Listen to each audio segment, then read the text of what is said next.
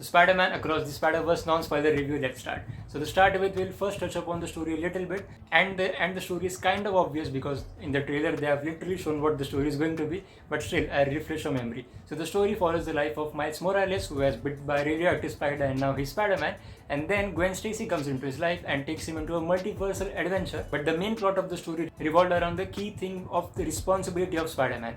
Every Spider-Man have to go through some kind of difficulty in order to become from a person with abilities to a person with responsibility, to become Spider-Man. And for some Spider-Man, the death of Uncle Ben is the reason, and for some Spider-Man, Gwen Stacy's father, Captain Stacy's death is the reason, and for Miles Morales, the death of his father is the reason. And of course, he tries to defend that, he doesn't accept that, and he wants to change that, therefore he takes on everyone. That's the brief of the story. To talk about some positives of the movie, the animation shines outright. From Into the Spider-Verse, everyone knew that the animation of these animated movies is going to be top notch. And here's the difference about the animation. When you watch Spider-Man's these movies, it really feels like you are watching or you are reading a comic book. Yeah, it's that good. And if you compare that to the Pixar animations, it feels more smoother, it feels more three-dimensional kind of thing. But here, literally feels like you're reading a comic book. And they use different animations for different universes as well.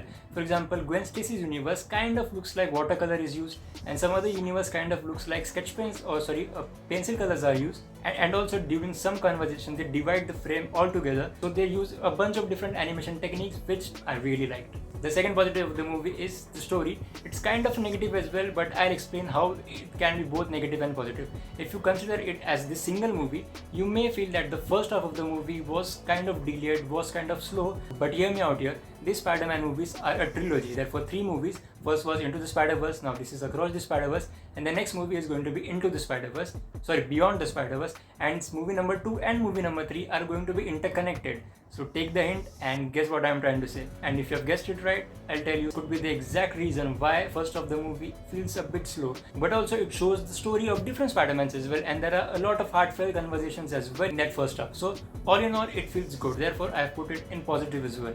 The third positive is undoubtedly the comedy of the movie. So Spider-Man is inherently a comic character. He's a person with a sense of humor, he gives fast replies, and all in all, he is funny.